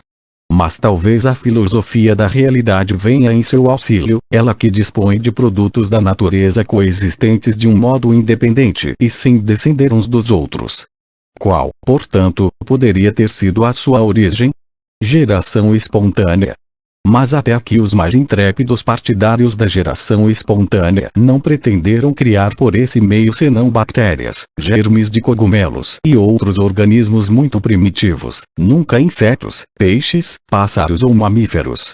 Portanto, se essas produções equivalentes da natureza, orgânicas, já se vê, e apenas delas é que se trata, não estão ligadas pela descendência, é preciso que elas próprias, ou cada um dos seus antepassados, tenham sido, onde se rompe o fio da descendência, postos no mundo por um ato especial de criação. Eis-nos, portanto, às voltas, outra vez, com o Criador ou com o que se chama deísmo. Além disso, o Sr. Turing censura Darwin por se ter mostrado muito vulgar, fazendo do simples ato de composição sexual de certas propriedades orgânicas, o princípio fundamental da gênese dessas propriedades. É ainda um ato de criação e livre imaginação do nosso filósofo radical. Pois, pelo contrário, Darwin declara justamente, página 44, que a expressão seleção natural só abrange a conservação das modificações e não a sua origem. Mas essa nova suposição desarrazoada sobre coisas que Darwin nunca disse serve para nos preparar para a profundeza turingiana das seguintes conclusões. Se se tivesse procurado, no esquematismo interno da procriação, qualquer princípio de modificação substantiva, teria sido muito racional, porquanto é uma ideia bastante natural a de harmonizar o princípio da gênese geral com o da reprodução sexual, e a de conceber, de um ponto de vista superior, o que se chama de geração espontânea, não como o contrário da reprodução, mas precisamente como um caso de produção. E o homem que pôde redigir semelhante tolice, não hesita em censurar Hegel pela sua gíria. Mas já é tempo de deixarmos de lado essas recriminações e lamentos aborrecidos e contraditórios com que o Sr. Düring extravasa seu despeito ante o surto imenso que as ciências naturais devem ao impulso da teoria darwiniana. Nem Darwin nem os naturalistas seus partidários sonham em diminuir, no que quer que seja, os grandes méritos de Lamarck. Foram eles, precisamente, os primeiros que lhe defenderam a reputação.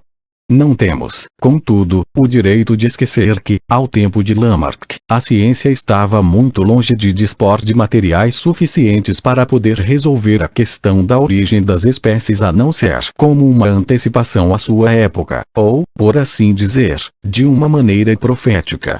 Sem contar a massa enorme de materiais de zoologia e de botânica, anatômicos e descritivos, que foram reunidos a partir dessa época, surgiram depois de Lamarck duas ciências inteiramente novas e de importância decisiva neste terreno, que estudam uma evolução dos germes vegetais e animais, embriologia, e outra, os vestígios orgânicos conservados nas diversas camadas da crosta terrestre, paleontologia.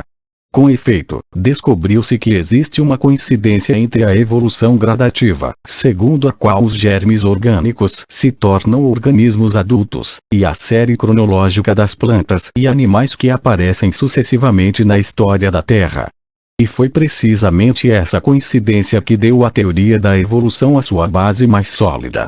Mas a teoria da evolução é ainda bastante nova e, por consequência, está fora de qualquer dúvida que as pesquisas ulteriores devem modificar notavelmente as ideias atuais, inclusive as que são estritamente darwinistas, sobre o processo da evolução das espécies. E, agora, que nos diz de positivo a filosofia da realidade, sobre o desenvolvimento da vida orgânica? A mutabilidade das espécies é uma suposição admissível. Mas é preciso admitir paralelamente a ordem coexistente e substantiva de produções da natureza, equivalentes, porém independentes, sem ligação de descendência. Ao ler esse trecho, seríamos levados a crer que as produções não equivalentes da natureza, isto é, as espécies que se modificam, descendem umas das outras, e os seres da mesma espécie, não. Mas não é propriamente isso, porque, mesmo nas espécies que se modificam, o vínculo da descendência pode ser um ato inteiramente secundário da natureza. Assim, pois, a descendência, mas de segunda classe. Rejubilemo-nos, entretanto, por ter entrado pelas portas do fundo, essa descendência, contra a qual o Sr. Düring tanto blasfemou e contra a qual se lançou violentamente. O mesmo se dá com a seleção natural. Depois de toda a indignação moral contra a luta pela vida, por meio da qual, todavia, se executa a seleção natural, o Sr. Düring nos oferece, graciosamente, a causa profunda da contextura dos seres deve ser procurada, portanto, nas condições vitais e nas circunstâncias cósmicas. A seleção natural sobre a qual Darwin insiste, pode apenas atuar em segundo plano. Mas, de qualquer maneira, é seleção natural, embora de segunda classe. E assim temos, pois, seleção natural, luta pela existência e excesso de população, segundo a fórmula clerical de Malthus, e tudo. Quanto ao resto, o Sr. Düring nos envia para a teoria de Lamarck. Finalmente, ele nos adverte contra o abuso das palavras metamorfose e evolução. Segundo ele, a ideia de metamorfose é um conceito vago e a ideia da evolução só pode ser admitida na medida em que se pôde verdadeiramente provar a existência das leis que a regem. E aconselha-nos a substituir ambas as palavras pelo termo composição e então tudo irá bem. É sempre a mesma história. As coisas continuam como são e o Sr. Düring mostra-se todo satisfeito se lhes mudamos o nome. Faremos uma grande confusão se falarmos na evolução do pinto dentro do ovo, porque não conhecemos a ciência das leis que regem esse processo. Para esclarecer, devemos substituir apenas a palavra evolução pela palavra composição. Não diremos mais: essa criança desenvolve-se magnificamente, mas sim, essa criança compõe-se esplendidamente. E podemos felicitar o Sr. Doring pelo fato de, não contente com enfileirar-se dignamente ao lado do autor do Anel dos Nibelung, no que se refere ao autoconceito que tem de si mesmo, ainda não lhe fica atrás como compositor do futuro. Capítulo 8. O mundo orgânico. Conclusão.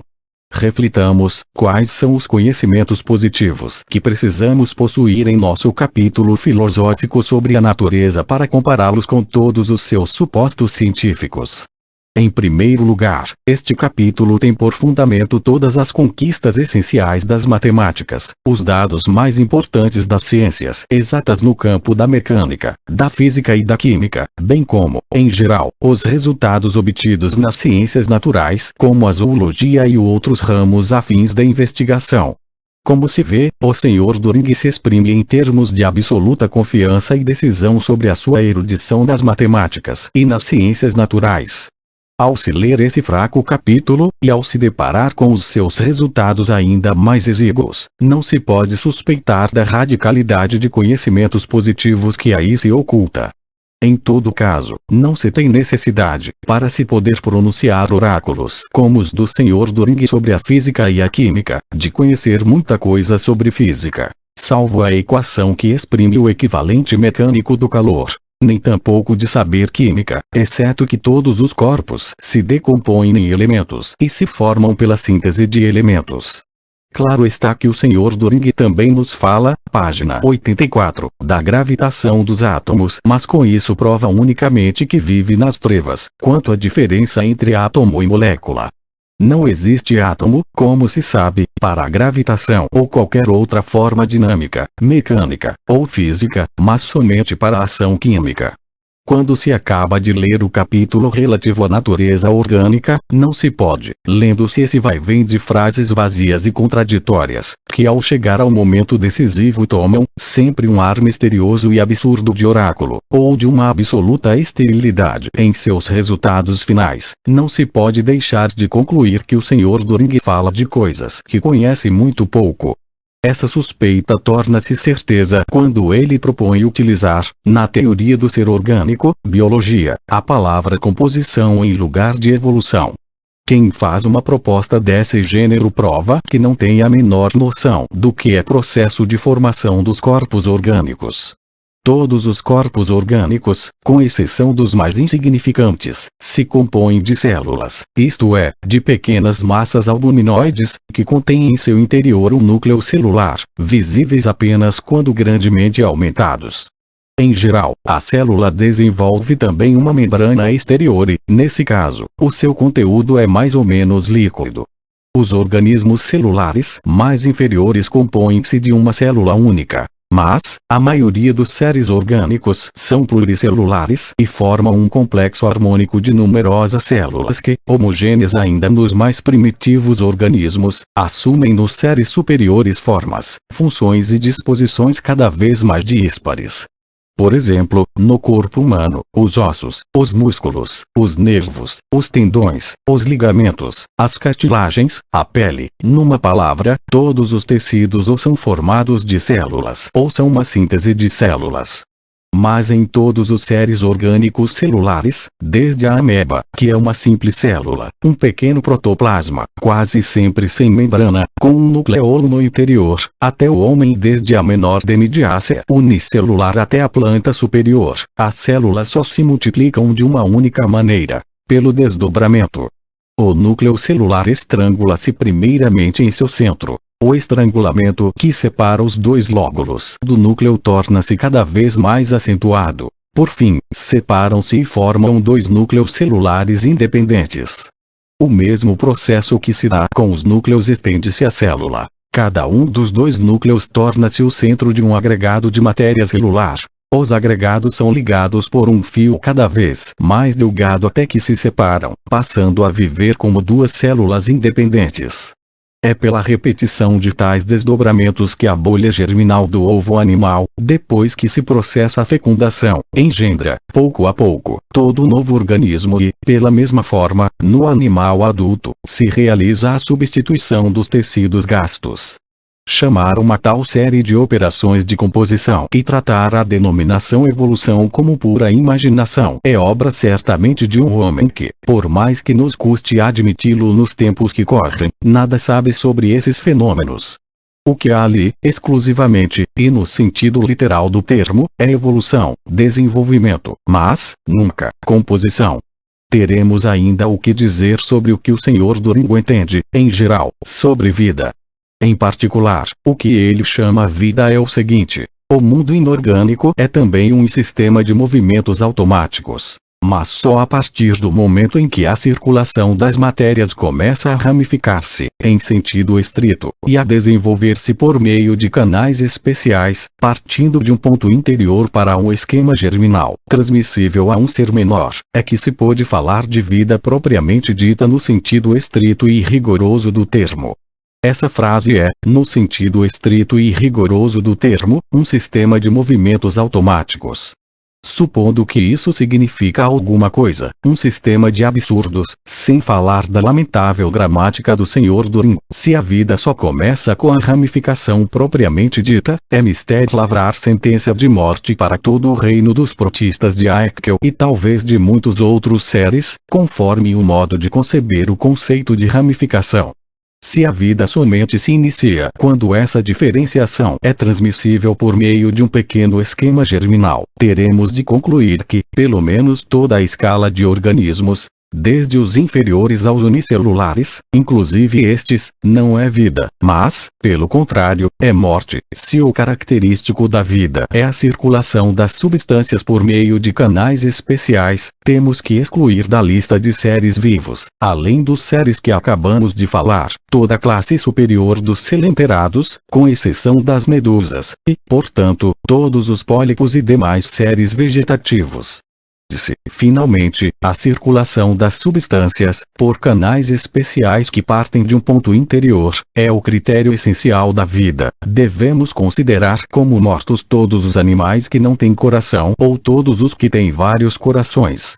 Entre esses se encontram, além dos seres acima citados, todos os vermes, estrelas do mar e rotíferos, a nubloide e a nulosa, segundo a classificação de Huxley, uma parte dos crustáceos, lagostas etc. e, por fim, até mesmo um vertebrado, o Amphioxus, sem contarmos a totalidade das plantas. Como vemos, o Sr. Doringo, no seu exemplo de caracterizar a vida, no sentido estrito e rigoroso do termo, apresenta 4 critérios inteiramente contraditórios de vida, que se excluem uns aos outros, sendo que condena à morte não só todo o reino vegetal, mas ainda cerca de metade do reino animal. Realmente, ninguém poderá dizer que ele nos engana, quando nos promete resultados inteiramente novos e concepções essencialmente originais. Lê-se, em outro trecho, na natureza, igualmente, existe um tipo simples que serve de base a todos os organismos, desde o inferior até o superior, e esse tipo se apresenta inteiramente visível, nos seus traços essenciais, na mais simples reação da planta mais imperfeita. Essa asserção é também um absurdo inteiramente visível. O tipo mais simples que se pode observar, em toda a natureza orgânica, é a célula. E, certamente, ela está na base dos mais complexos organismos. Em compensação, entre os organismos mais simples e inferiores, encontram-se muitos que são ainda inferiores à célula, como sejam a protoameba, simples partícula de albumina, sem nenhuma diferenciação, uma série inteira de outras moneras e todas as sinfonias.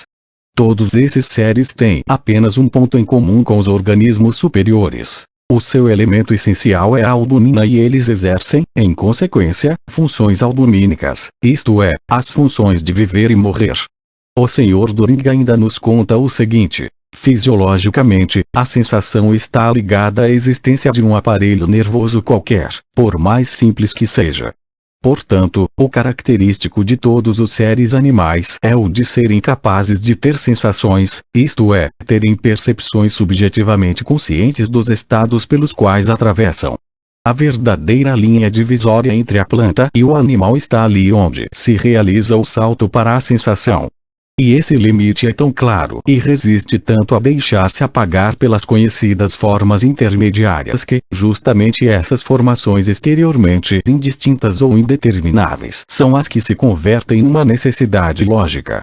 E acrescenta: as plantas, pelo contrário, são absoluta e definitivamente desprovidas de todo traço de sensação e até mesmo da possibilidade de experimentá-la.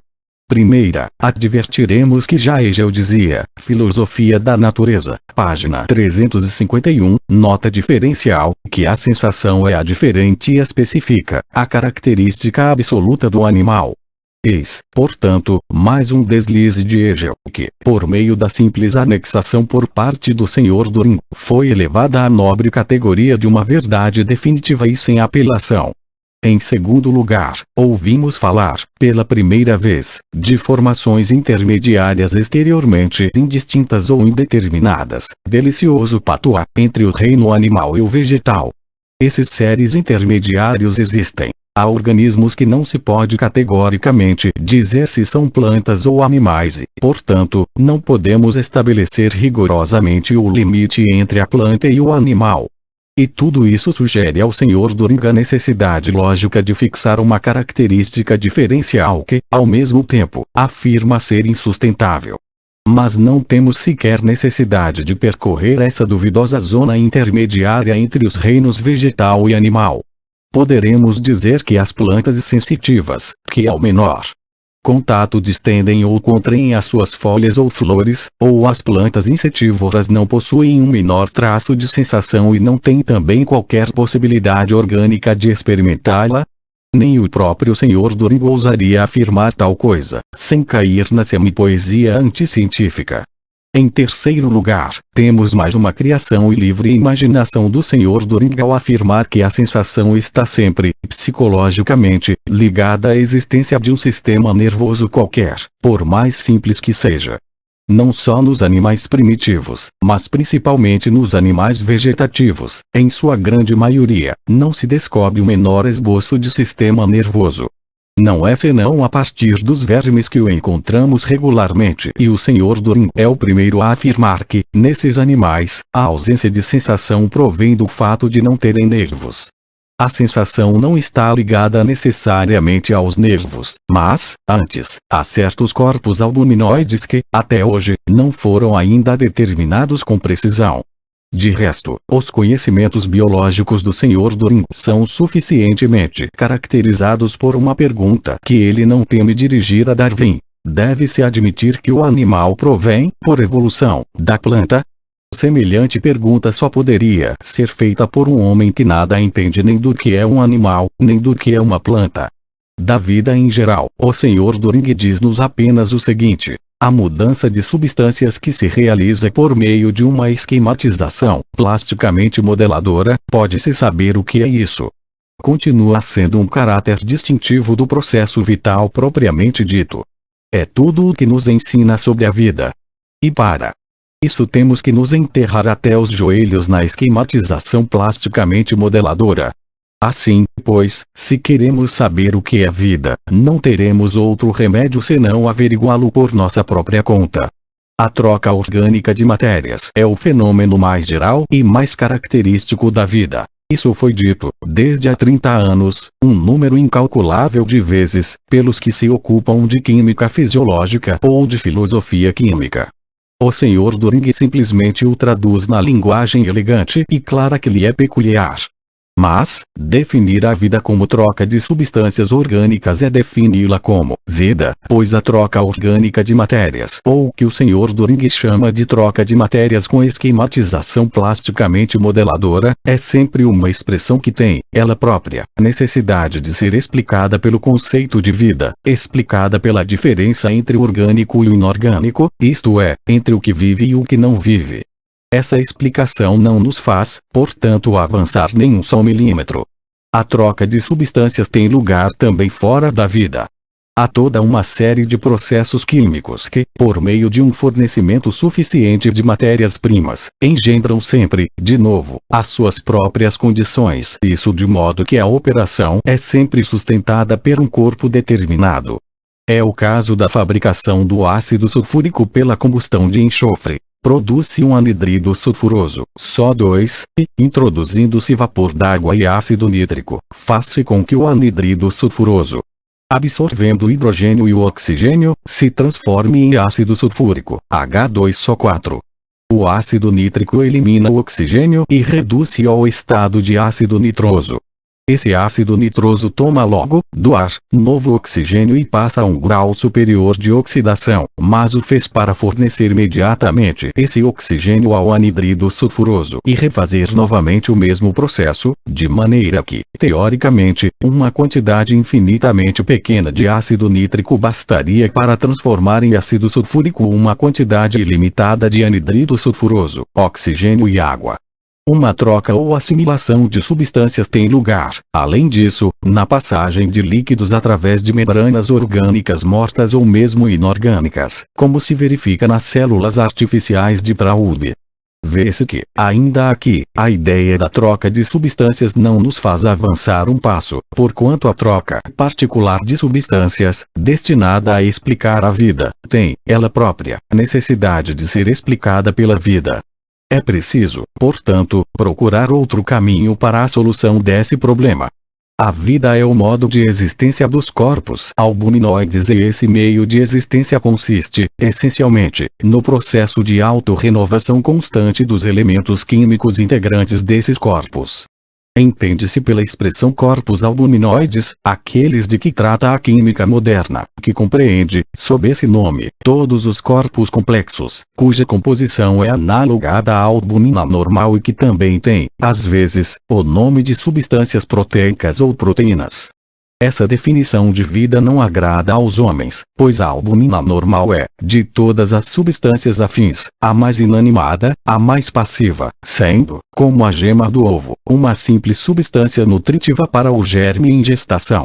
Mas enquanto não nos adiantarmos mais na composição química dos corpos albuminoides, essa denominação será ainda a melhor por ser a mais geral de todas.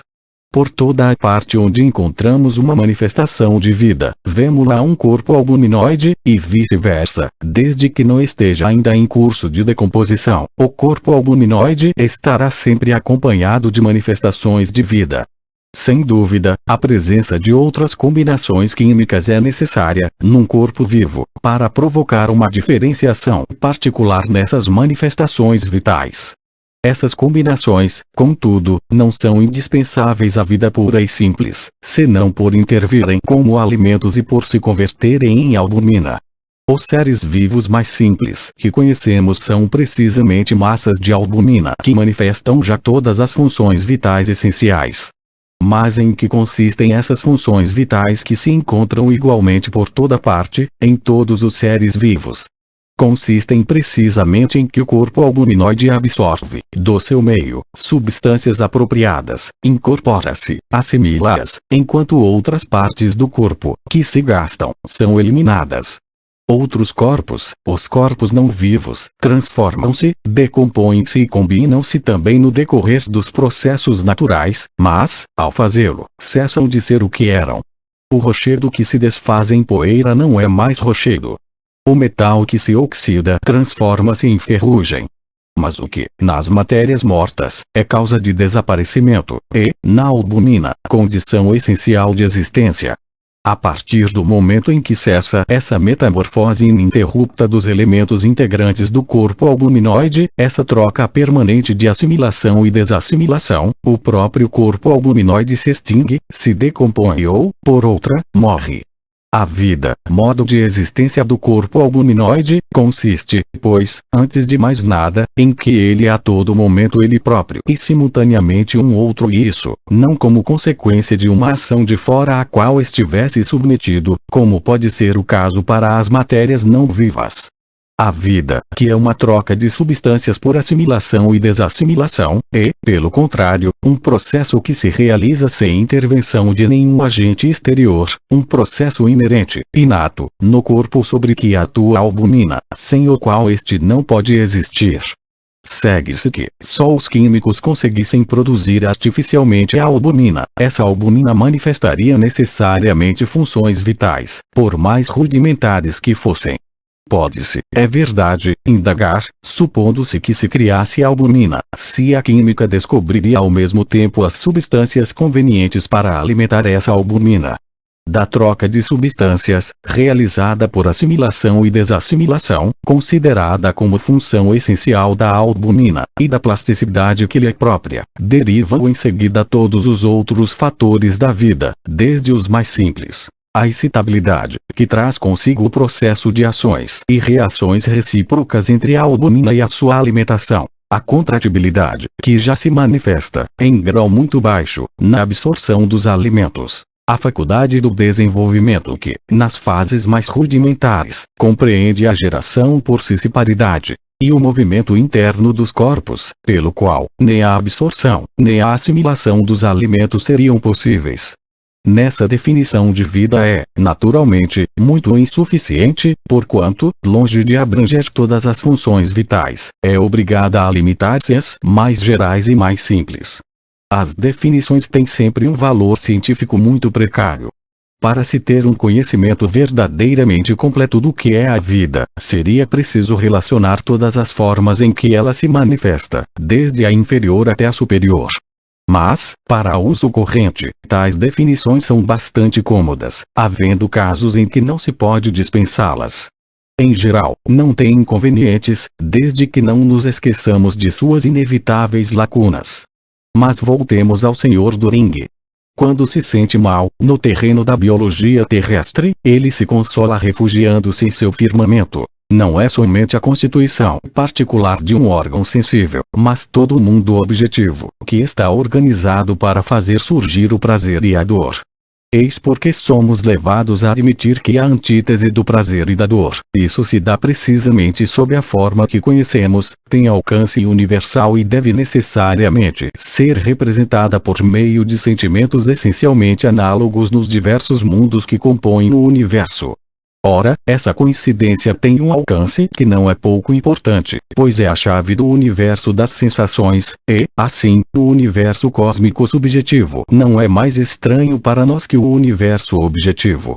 A constituição desses dois reinos deve ser concebida segundo um tipo harmônico. Temos assim os elementos iniciais de uma teoria da consciência cujo alcance é mais do que terrestre. Como é possível que se possa rebaixar, devido a uns reveses no campo terrestre das ciências naturais, aquele que tem na algibeira a chave do universo das sensações? Passemos adiante.